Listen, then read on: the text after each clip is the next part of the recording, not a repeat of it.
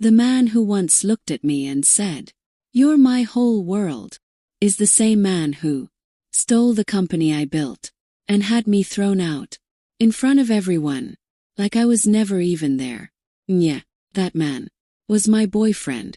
But the story doesn't end there, because a few months later, he was standing right in front of me, and this time, his voice was shaking. But before we get to that moment, you need to understand something. I didn't just love him, I gave him my entire life. My name is Emma Hayes. And this isn't just a betrayal story. This is a story of silence. The kind where a girl loses everything and still says nothing, because she knows exactly what she's about to do. I met him for the first time at a startup event in San Francisco. He stood out, confident, and the most dangerous thing, he listened to me carefully. "You're not like everyone else," he said that the first time we met. Maybe that's where I lost. Within weeks, we were seeing each other every day. Late night calls, coffee meetings, endless ideas. He understood me. At least, that's what I thought. And then, we started a company together.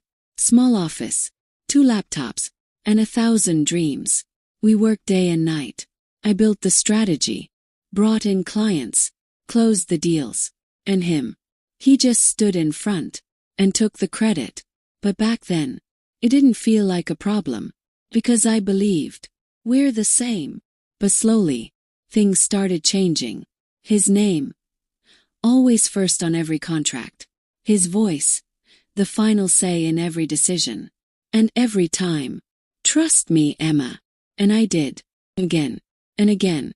Then came the day that changed everything. Everyone was in the office. I was about to close a major deal, one I had worked on for 3 months.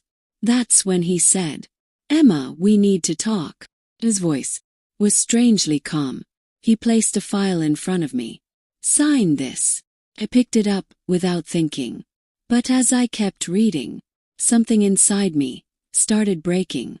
Ownership transfer, full control, legal rights, everything in his name. I looked at him. "Daniel, what is this?" He smiled. But this time, there was no love in his eyes. Coldness. "You did great work, Emma," he said softly.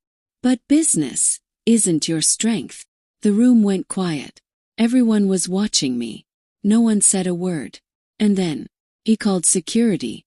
I still remember the moment they took my laptop, blocked my access, and walked me out of my own company.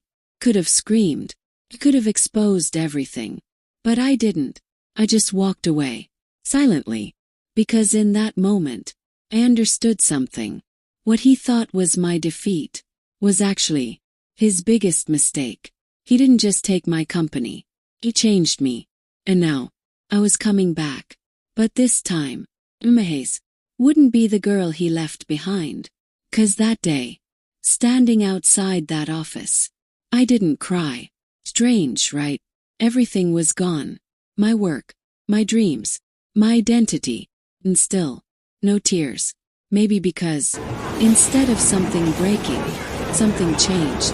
I stood on the sidewalk, cold San Francisco air, people rushing past me, like my world hadn't just collapsed. I turned back once, looked at that building, that office, where I had spent nights, where every wall held my effort. Now, none of it was mine. "Emma," a voice called from behind. Turn. It was Sophia, my friend, corporate lawyer. She had seen everything. Her eyes were filled with anger. "You just walked away like that." She almost snapped. I gave a small smile. "Yeah, you're just going to let him take everything." I didn't answer. Because the truth was, I hadn't even asked myself that yet. That night, I was alone in my apartment. Same room, different feeling.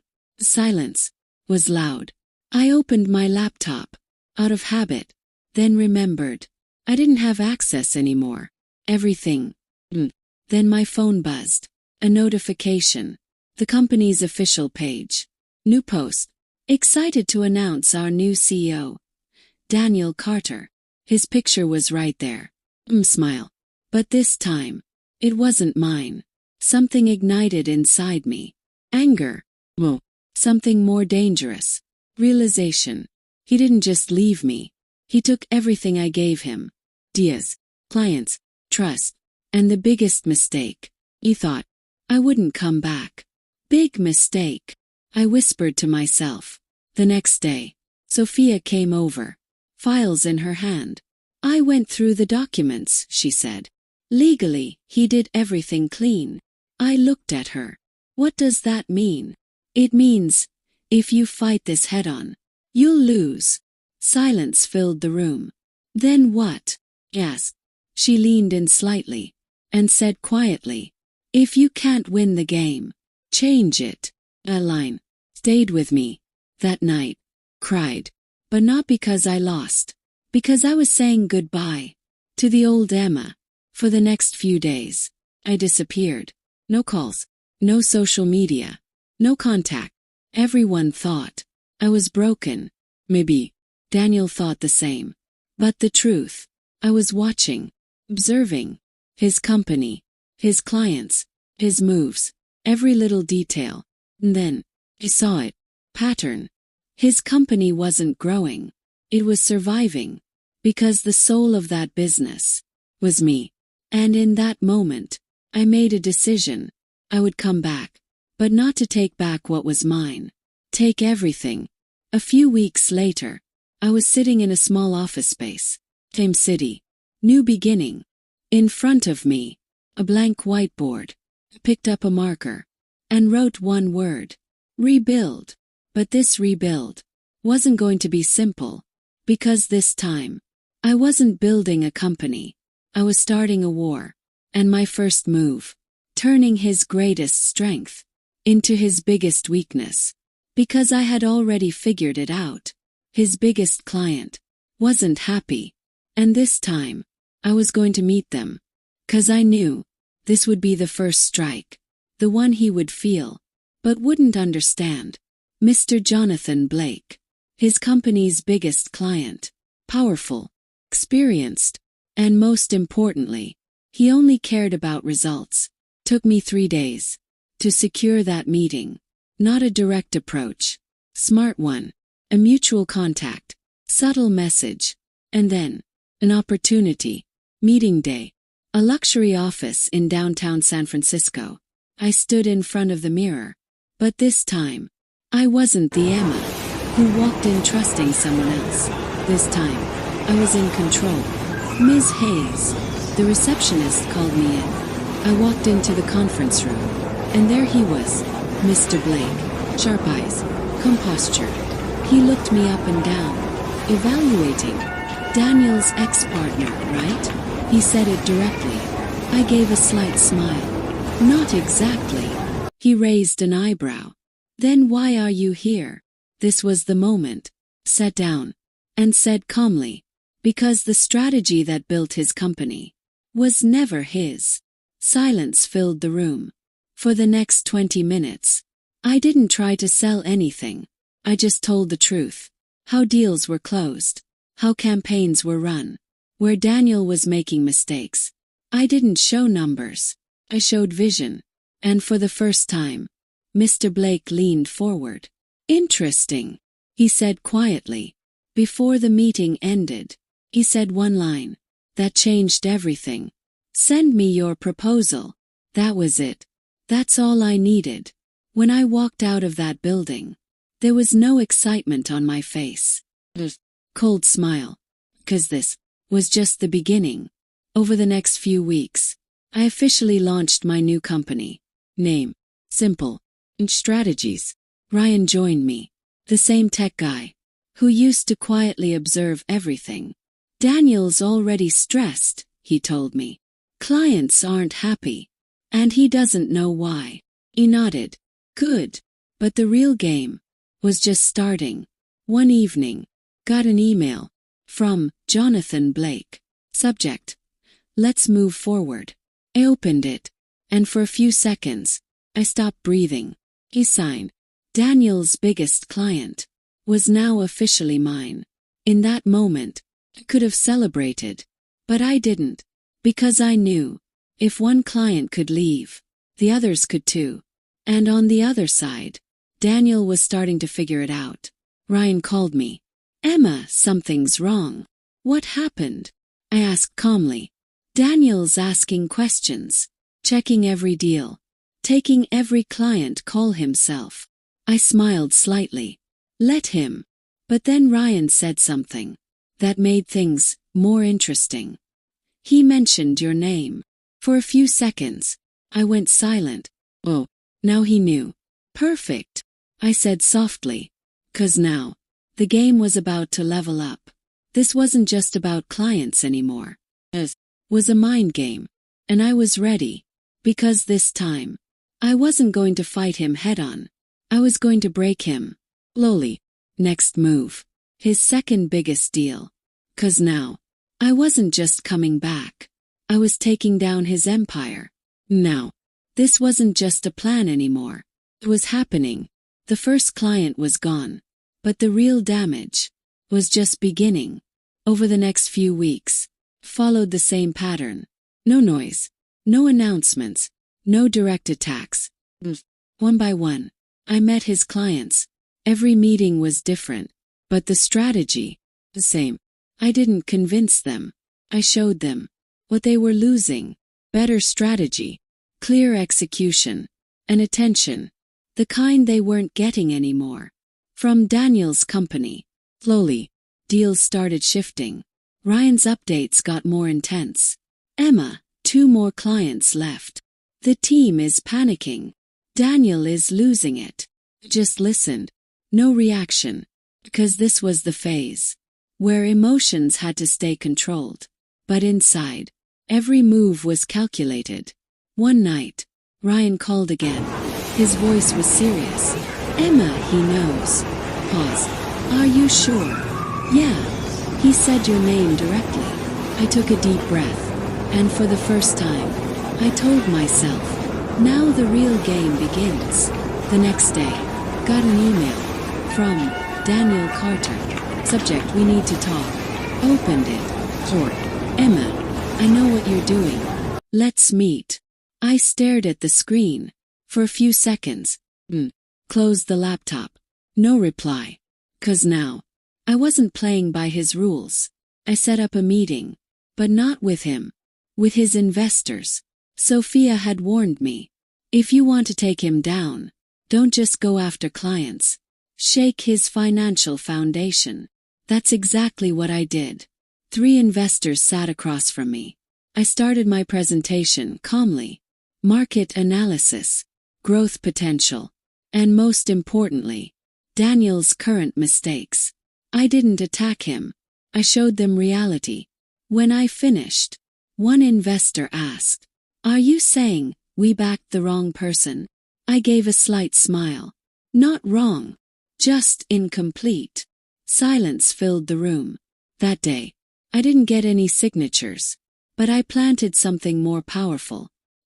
And I knew the ground beneath Daniel was about to shake. Ryan's updates got worse. Emma, half the team quit. Funding is stuck. And Daniel, what? Yes. He's losing control. Closed my eyes and felt that moment. The same man who humiliated me in front of everyone was now falling apart. But still, it wasn't enough. 'Cause my goal wasn't just to beat him. It was to take everything back. A few days later, got a call. Unknown number. Picked it up. Emma. I recognized the voice instantly. Daniel. A few seconds. Silence. Then he said softly, "Let's fix this." Smiled. But my voice was ice cold. Too late. And I hung up. 'Cause now, he had reached that stage where people don't negotiate, they request. And I knew only one move was left. The biggest one. Because this time, I wasn't taking his clients. I was taking his company. And he had no idea that the next time we meet, he would be sitting in my office. And this time, I wasn't waiting. I was ready. A few weeks later, the news broke. Daniel's company was officially on the edge of collapse. Funding had stopped, clients were gone, and investors were looking for a way out. That's when I made my final move. Sophia was sitting across from me. "Are you sure?" she asked. "Yes." No hesitation. Because this wasn't just a business deal. It was closure. Within days, the legal process was complete. And just like that, the company that was once mine was mine again. But this time, on my terms. The new nameplate was up. And strategies. That day, I was sitting in my glass office. Focused. Ready. "Your 3 p.m. interview is here," HR said over the intercom. I glanced at the clock. 3 p.m. Right on time. "Send him in." The door opened slowly, and he walked in. Daniel Carter. But this wasn't the same man. Not the one who once stood in front of me and had me thrown out. His steps were slower. The confidence. And his voice. Shaking. "Emma." I looked at him. For a few seconds. Said nothing. "Sit." He sat down. In chair. Where I once sat. Silence. "I didn't think it would go this far," he said quietly. I gave a slight smile. "Really?" He looked down. "Emma, I need this job." I leaned forward slightly, studying him. The same man who once said, "Business isn't your strength." Now, he was sitting in front of me, asking for a chance.